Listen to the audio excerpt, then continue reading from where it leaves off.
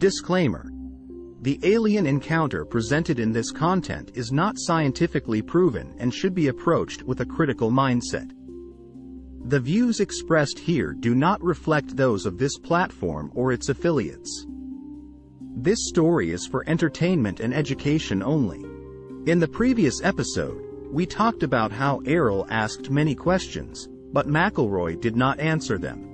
So she sought answers from experts outside of the room, most of whom were experts in the region.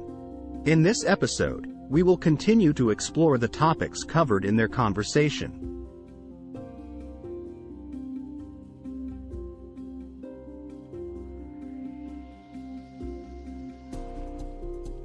Errol's questions and deep realizations revealed her high level of intelligence. She shared with me that her favorite books were Alice in Wonderland, Don Quixote, and 1001 Nights. The military was eager for Airl to answer their questions quickly and thus urged her to stop reading. On the 16th day, in the afternoon, Airl finally closed her book and set it aside. When I asked if I could ask her questions, Errol replied that she would convey her ideas to me. I asked, "Errol, what do you want to say?" I became a member of the expeditionary force in this space region domain for thousands of years. Since I came here, I haven't had any private contact with any humans. Because my primary duty is not to make contact with the inhabitants of the domain on other planets. The reason we are concerned about Earth is that after reasonable science and rigorous investigation, we found that the facilities of the old empire were cleverly hidden in your solar system, and we had not noticed them before. I am curious about what the old empire is. Errol seemed to have noticed my doubts, and continued to say that the old empire is a force that disrupts and violates rules in the interstellar space. Many planets that have just emerged with intelligent civilizations in the universe are their targets. And Earth also became their target a long time ago. This is why we discovered your solar system and came to Earth. Although we had defeated the old empire in the war a long time ago. The phenomenon of the universe void near you, 700 million light-years away, is caused by our use of masking technology, with the purpose of not letting you observe the traces left by the interstellar war. I was so shocked that I couldn't speak. Scientists say that the cosmic void in the constellation of Boötes, with a diameter of over 300 million light-years, could hold thousands of galaxies. But what we observe now is just emptiness with no planets, no light, and nothing. Experts want to know where humans will go after death. Errol said that all conscious beings have an immortal spiritual life, including humans. To be accurate, I will use a fictional term, is-be. The original nature of an immortal life is to live in an eternal state, which is the present. The only reason they exist in this way is because they have decided to become.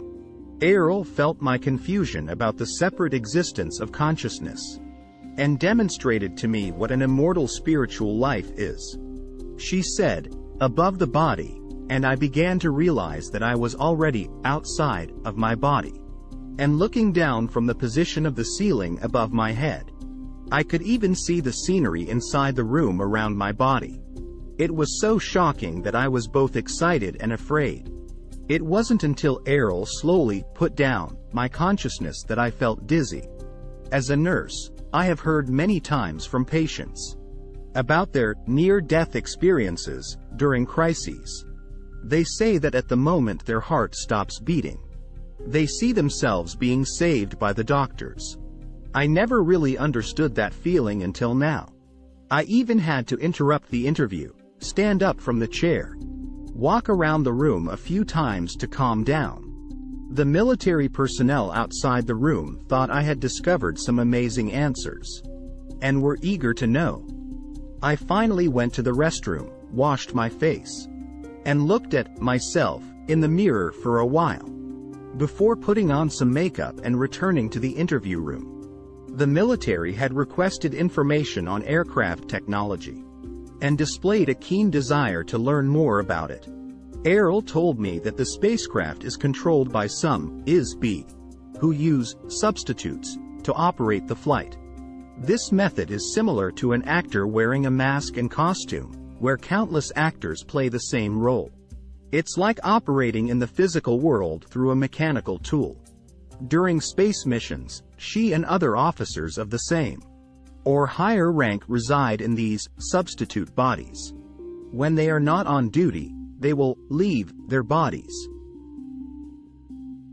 and operate, think, communicate, travel, and survive without using their physical bodies. These substitutes are made of artificially synthesized materials, including a very sensitive electronic nervous system, designed to calibrate each ISB, or tune them to a range of electronic wavelengths, and match them uniquely to the wavelength or frequency emitted by each ISB. The substitutes of each ISB spacecraft member are similarly tuned and connected to the nervous system constructed within the spacecraft. Therefore, the spacecraft can be operated by the consciousness or energy emitted by the ISB. This is a very simple and direct control system, so there are no complex control or navigation devices on the spacecraft, and it operates like a second skin. I listened to Errol's teachings from evening until dawn the next day. What she told me next was beyond my imagination, and even beyond what I could have dreamed of in my wildest dreams or nightmares.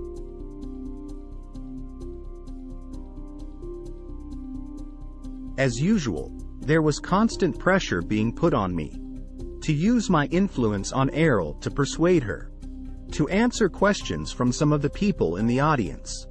This caused me to break down and cry one day. Errol seemed to notice, and after that, only 3 things happened every day. 1. Whenever Errol sensed that a question was being relayed to me from someone in the audience, she firmly refused to answer. 2. Errol continued to teach me the subject matter of her choice. 3. Every evening, after our conversations or lectures with Errol ended, she would list a new set of topics for me based on her desire to learn more about a certain subject. I would pass this list on to the audience. The next day, Errol would receive a pile of books, magazines, and papers, and she would quickly learn all the information while I slept. This phase of the interview was no longer me asking her questions and her answering me. Errol would actively discuss what she wanted to talk about, based on our questions, which often went far beyond the questionnaire. One question on the questionnaire was, what is the relationship of time and space to history? Time is simply a unit of calculation that measures the motion of targets through space.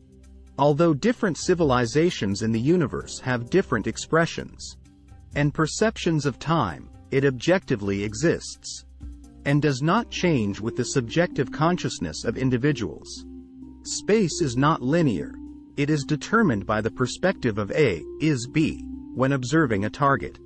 The distance between A is B and the observed target is called space. Errol's description of the history of mankind is unique. She said that our human history is a personal subjective description of the process of observing objects through space. However, it is not based on the perspectives of subjugated or deceased individuals, but recorded based on the perspectives of survivors of the events. Errol continued to say that although the flow of time is continuous, chance events are not triggered under singular and linear conditions. If someone wants to gain a clear understanding of history and try to understand what happened in the past, he or she must play a role in an interactive system to examine all relevant events. However, no one in humanity can achieve this. History is just a representation. The official arrival of the Domain Expeditionary Force on Earth was more than 10,000 years ago, and they used probes to observe before settling on Earth. The reason they settled here was due to the discovery of signs of activity from the Old Empire. The Domain forces built a base on Earth in the Himalayas. deep enough to prevent humans from discovering it with any instruments. They also created a pressure barrier on the mountaintop using an electronic illusion to ensure that their ships could fly out of the mountain undetected. However, sometimes the pressure barrier would fail due to the disturbance of the Earth's magnetic field, and it would be observed by people near the mountains. Errol told me an astonishing secret about Earth and humanity. The whole universe's is-be are randomly distributed and cycle back and forth at different stages of life on various planets according to the laws of the universe. However, the entire solar system has been monitored by a forced electronic field, controlled by an unknown entity. It controls all the is-be on Earth, who were sent here from other planets. In other words, the old empire has been using Earth as a prison planet for possibly millions of years. So when the bodies of some is-be in the universe die, they will leave their bodies. Then, they are discovered and captured by the forced filter, and eventually, they will be born on Earth. The is-be dumped on Earth are spread throughout the entire galaxy and other neighboring star systems, including all planetary systems of the old empire, such as Sirius, Pleiades, Orion, and Draco. These is-be who came to Earth include artists, painters, singers, musicians, writers, and actors. The old empire believed that these people were spray people and should be punished. They were concentrated on Earth to receive the baptism of Earth's society and environment and to suffer. The arrival of these people also made the Earth's environment increasingly unbearable. This part of the description explains why unusual hybrid phenomena appeared in Earth's history, such as the influence of different races, cultures, languages, morals, religions, and politics, which calculate the diversity of social forms on Earth. This kind of diversity is extremely rare on any ordinary planet, and has caused social barriers that make it difficult to form a unified culture. Therefore, there are constant struggles and wars. Because the nature of artists includes a paranoid gene, a great artist can also be a terrifying warmonger. For example, Hitler, so most of the ancient civilizations and major events in human history have been influenced by the old empire, screening and filtering system. This is precisely because of the artists. Most politicians on Earth have actor-like tendencies. But when they come to Earth, they cannot discover how the enforced filter works, and cannot turn it off because it is set up in an extremely hidden location, in a secret corner of the solar system. So the old empire used long-distance control activities. Therefore, they got suppressed, and the newly arrived people slowly began to recover some memories of scientific and technological knowledge that they were already familiar with before they came to Earth. Since then, the basic laws of physics and electricity have had a big explosion almost overnight, in a period of around 100 years, revolutionizing the social status of Earth. The current generation is beginning to mimic some aspects of that civilization, especially in the imitation of high-tech aspects such as airplanes, cars, architecture, and ships, which are all manifestations of the old empire, artistic form. Everything on Earth is becoming more and more like the old empire.